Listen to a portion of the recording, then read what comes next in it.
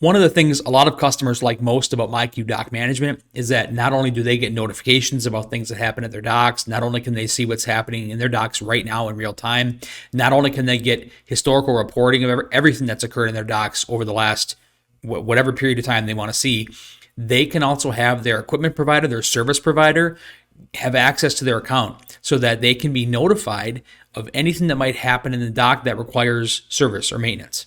And basically all they have to do is check on this maintenance notification box. So when your equipment provider asks for your permission to have access to notifications in your account, say yes, because this is what they can do for you. They can get notified when anything that requires maintenance happens in your docs. They can click here on equipment, operational, and safety notifications. So anything like that happens with any of your equipment in your docs, the software will tell their service manager in a text or email format. They'll be able to fix it for you. Chances are they're going to stay on top of this for you because it's an additional service they can provide for you. They're interested in doing this for you. That's part of the service they want to provide for you. So this is just one more reason that myQ Doc Management can really benefit your business.